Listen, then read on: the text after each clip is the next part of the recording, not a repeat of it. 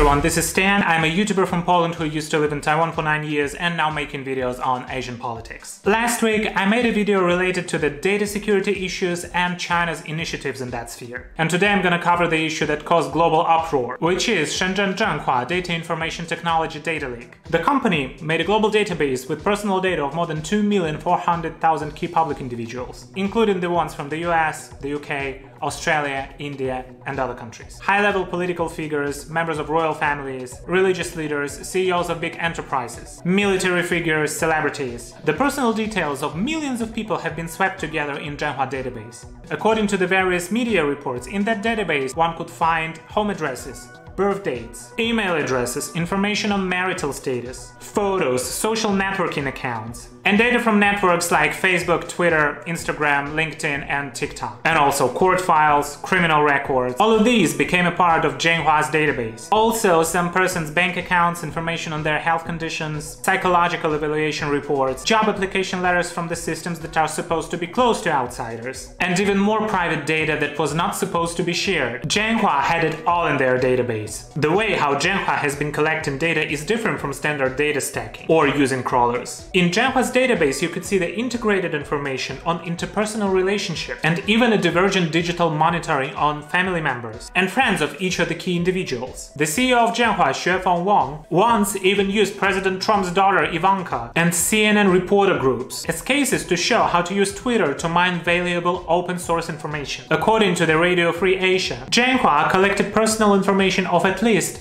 2,900 key figures in Taiwan, such as former President Ma Ying-jeou, People First Party Chairman James Song, current Minister of Foreign Affairs Joseph Wu, current and former Deputy Directors of the National Security Bureau, and granddaughter of former President Lee Teng-hui. The Australian media also revealed that Brandon Munro, Chief Executive of Uranium Development Company, Bannerman Resources, executives of the space sector, former commander of the Royal Australian Navy, and former boss of Lockheed Martin Australia, Raiden Gates, company manufacturing F-35 fighter jets. Even Australian judiciary, government subcontractors, young tech entrepreneurs, middle-ranking officers of the US military and others were all subjects of data gathering by Zhenhua. Their algorithms also analyzed the relationships between promotion and position occupied by each targeted person. For example, a US Naval Academy officer who was targeted by Zhenhua had a special note in his profile saying this person has a high chance of being promoted to captain of a nuclear-powered aircraft carrier. So, what kind of company Zhenhua Data Information Technology is? The company was founded in year 2018 with its headquarters in Nanshan district of Shenzhen, which is a technology industry cluster. The company is a part of the larger China Zhenhua Electronics Group, the headquarters of which are located in Guizhou province of China. Now let's take a look at Zhenhua Electronics' biggest shareholders. First, its State-owned Asset Supervision and Administration Commission of Guizhou province, and the state-owned China Electronics Company. Therefore, Zhenhua is very likely to be an enterprise under control of the CCP, although Zhenhua's own investment background and key shareholders were not disclosed in the related reports. The company itself does not conceal its military background at all, as it was previously stated on their official website that has been removed. The company puts emphasis on the usage of data for the intelligence purposes, and that statement that the company's ultimate goal is to achieve the great rejuvenation of the Chinese nation. The founder of Zhenhua, Wang Xuefeng, is a former IBM engineer. He has rich R&D and technical team management experience in the fields of internet applications, artificial intelligence, data mining, and he has been researching overseas social media intensively for more than 10 years. Zhenhua Electronics Group serves mainly the Communist Party of China, the central government of China, and the People's Liberation Army. There's a lot of evidence on the company's website and WeChat account that the company is working closely with the Chinese government and the People's Liberation Army. If you take a closer look at their social media accounts, you'll find out that they're discussing openly how to use social media activities to monitor military personnel, to predict military activities. The other topics include hybrid warfare, genetic engineering weapons, ways to use Western social media platforms to collect information. They even proudly declared that it was cheaper than traditional warfare. You can manipulate reality with social media, weaken the administrative, social, military, and economic power of the country, and further lead to internal conflict, social polarization, and development of radicalism. Zhenhua even boldly called the extensive database collection Internet Big Data Military Intelligence System,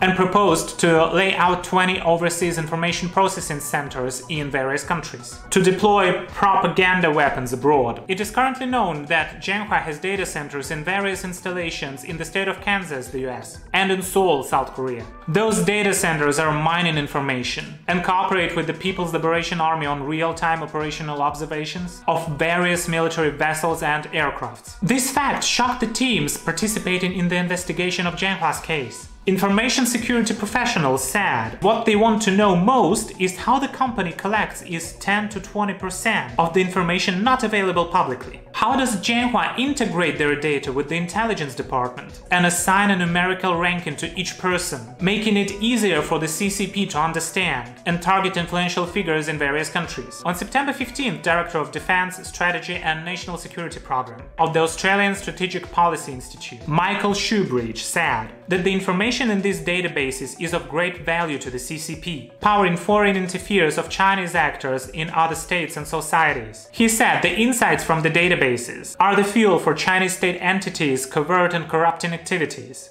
and give these entities an advantage over others. Companies armed with these insights from government can use them to take advantage of competitors and business partners. He also emphasized that even though the data might be on the internet, it's likely that laws on data access and sharing, such as the EU's General Data Protection Regulation, and privacy principles like those in Australia, as well as commercial policies and terms, have been willfully broken to assemble the datasets. Chinese internet trolls are usually trying to mislead you with the answer, but American companies also collect data. But we all know the biggest difference here is the CCP government, which is controlling those data collecting enterprises, and the absolute lack of the rule of law in China. In a democratic country under the rule of law principle, information gathering is the subject to laws and regulations, such as data and privacy protection laws. However, when data arrives in China, there is no privacy at all. The CCP is illegally collecting data without consent. Individuals and institutions in liberal democracies should be aware of it. The CCP and its national security intelligence units are waging asymmetric information warfare now, and they're constantly violating the privacy of the people from all around the world. Moreover, the technology used by Zhenhua